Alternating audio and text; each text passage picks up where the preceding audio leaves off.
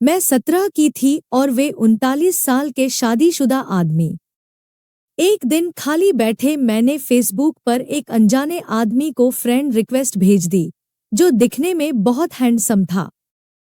उस आदमी ने उसी रात फेसबुक पर मेरी भेजी फ्रेंड रिक्वेस्ट एक्सेप्ट कर ली। तुम्हें पता है कि तुम इस साड़ी में कितनी खूबसूरत लग रही हो, उसने मैसेज किया। थैंक्स, मुझे भी तुम्हारी डीपी अच्छी लगी। इसी तरह हमने बातें करनी शुरू कर दिया। मुझे पता था कि वह 39 साल का शादीशुदा आदमी है, जो 2 बच्चों का बाप भी है। इन सब चीजों के बाद भी हमने अपनी बातें शुरू कर दी। इतना ही नहीं, हमने अपना नंबर भी एक दूसरे के साथ बदल लिया। देखते ही देखते हम एक दूसरे के करीब आ गए और एक दूसरे के बेस्ट फ्रेंड बन गए। फेसबुक पर हम एक दूसरे के साथ बहुत ज्यादा बातें करने लगे और सोशल मीडिया पर ज्यादा से ज्यादा समय बिताने लगे। दूसरी ओर उस आदमी को लगने लगा कि हमारे करीब आने से, इतनी बातें करने से वह अपनी बीवी से दूर जा रहा है। वह अपने बच्चों के साथ दूसरे स्टेट में रहती थी। वह मुझसे बोलता था, अभी पता नहीं, मैं सारा दिन तुम्हारे बारे में ही सोचता रहता हूँ। मुझे अफसोस है इस बात पर, मैं नेचर से काफी शर्मीली थी। मेरे काफी अच्छे दोस्त भी थे, लेकिन मुहाफिज जैसा दोस्त होना काफी स्पेशल था मेरे लिए। 1 महीने की चैटिंग के बाद हमने स्काइपिंग करना भी शुरू कर दिया। हम उस पर बातें कम और एक दूसरे को घंटों निहारा ज्यादा करते थे। एक रात वह मेरे साथ वीडियो कॉल पर था। उसने बोला, ऐसे देखते देखते कहीं प्यार ना हो जाए।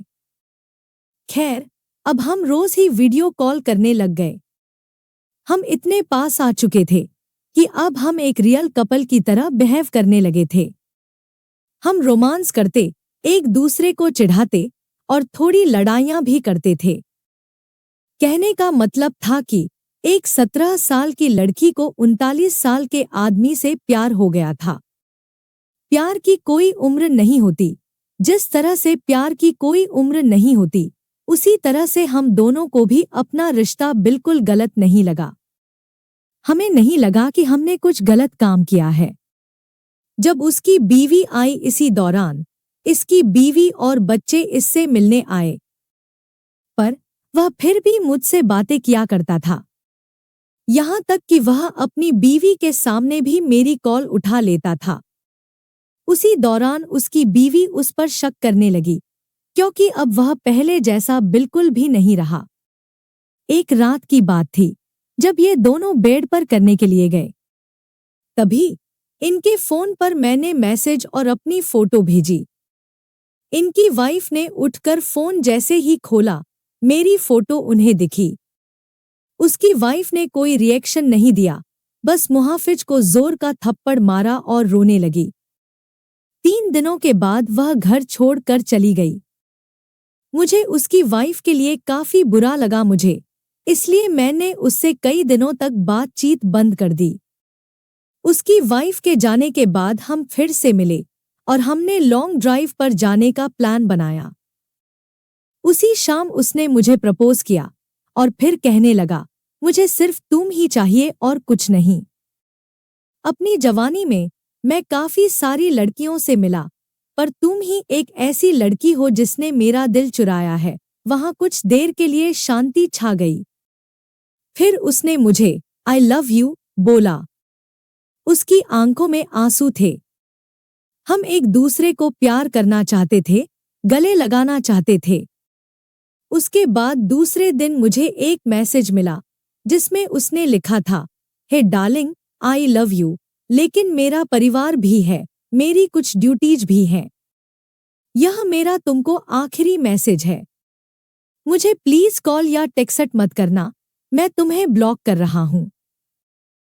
मुझे ऐसा लगा कि मानो मैं शादी के बाद विधवा बन गई हूं।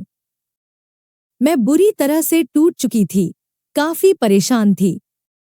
3 महीने बीत जाने के बाद मैं एक लड़के के साथ रिलेशनशिप में आई। एक दिन मेरे पास किसी दूसरे नंबर से मुहाफिज का मैसेज आया, बानी, इज दैट यू? प्लीज मेरी लाइफ में दोबारा वापस आ जाओ, मैं तुम्हारे बिना नहीं रह सकता। मैं समझ गई कि यह उसी का नंबर है और फूट फूट कर रोने लगी। 1 घंटे की चैटिंग के बाद मेरा दिल फिर से पिघलने लगा। मेरे बॉयफ्रेंड को इन सब चीजों के बारे में कुछ नहीं पता था। मैंने उससे सब कुछ छुपा कर रखा था। मैंने उस पूरी रात केवल मुहाफिज से बातें की।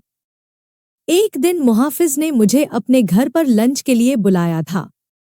मैंने हाँ कर दी और चली गई।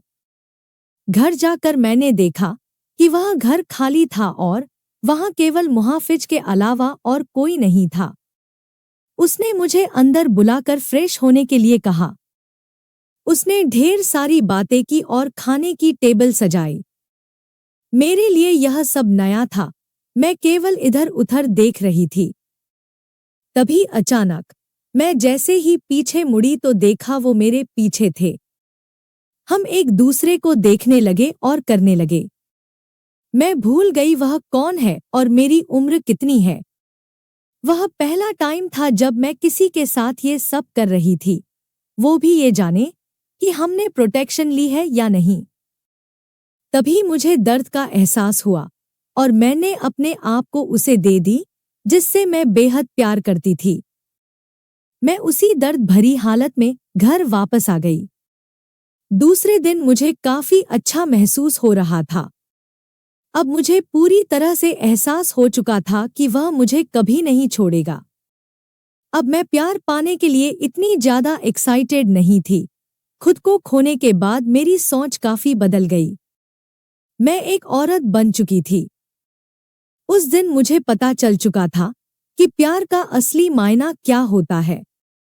एक दिन मैंने अपनी फीलिंग्स के बारे में मुहाफिज को बताया और बोला कि मुझे हमेशा के लिए छोड़ दे।